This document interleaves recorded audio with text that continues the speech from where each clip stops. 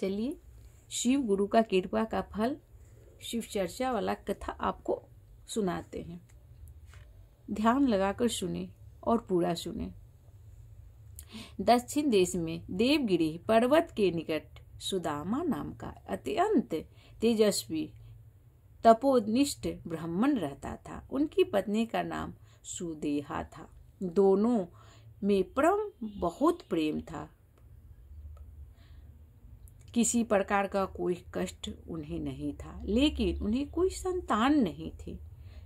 ज्योतिष गणना से पता चला कि सुदेहा को गर्भ से संतानोत्पत्ति हो रही है नहीं सकती।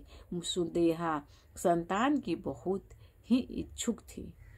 उसने आग्रह करके सुदामा का दूसरा विवाह अपनी छोटी बहन के करवा दिया। पहले तो ब्राह्मण देवता को यह बात नहीं उचित, लेकिन अंत में उन्हें पत्नी की जीत के आगे झुकना ही पड़ा।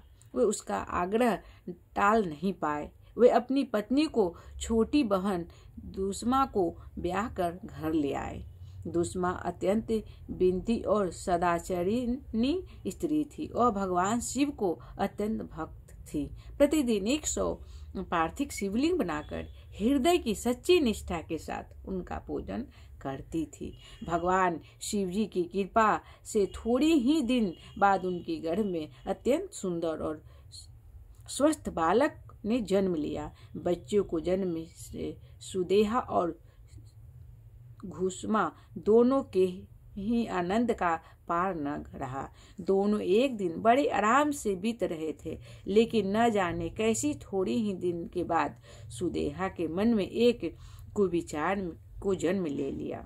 वह सोचने लगी, मेरा तो इस घर में कुछ है ही नहीं, सब कुछ घुसमा का है। मेरी पति पर भी उनका अधिकार जमा लिया, संतान भी उसी का है। यह कुविचार धीरे धीरे उनके मन में बढ़ने लगा। इधर घुसमा का वह बालक भी बड़ा हो रहा था।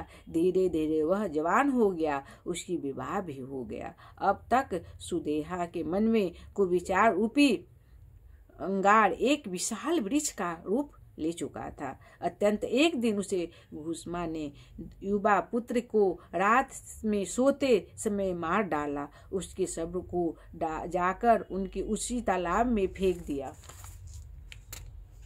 जिसमें घुसमा प्रतिदिन पार्थिव शिवलिंग को फेंका करती थी। सुबह होते ही सबको इस बात का पता लगा। पूरे घर में कोहराम मच गया। सुदेहा माँ और उनकी पुत्र वधू दोनों सिर पीटकर फुट फुट कर रोने लगे, लेकिन घुसमा नित्य ही भांति भगवान शिव को आराधना के तत्लीन रही, जैसे कुछ हुआ ही नहीं हो। पूजा समाप्त करने के बाद वह पार्थिव शिवलिंग को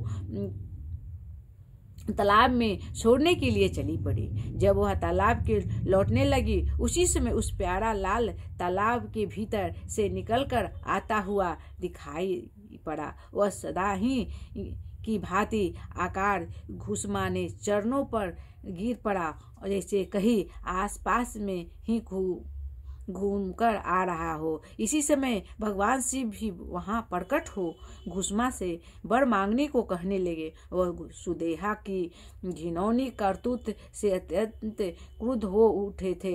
अपने त्रिशूल द्वारा उसका गला काटने को उधक दिखलाई दे रहे थे। घुसमा ने हाथ जोड़कर भगवान शिव से कहा, प्रभु यदि आप मुझ पर प्रसन्न हैं तो मेरी इस अभागिन बहन को क्षमा कर दे। निश्चित ही उसने अत्यंत घृण्य पाप किया है, किंतु आपकी दया से मुझे मेरा पुत्र वापस मिल गया। अब आप उसे क्षमा कर दें। इस कथा से क्या मिलता है? कभी किसी से क्रोध नहीं करना चाहिए, किसी को बुरा नहीं करना चाहिए, किसी को बुरा दृष्टि से नहीं देखना चाहिए। आप भला नहीं करते तो बुरा भी मत कीजिए। श्री शिवाय नमस्तुभ्यम। कथा सुनने के बाद सब्सक्राइब और लाइक जरूर करें। राधे राधे। श्री शिवाय नमस्तुभ्यम।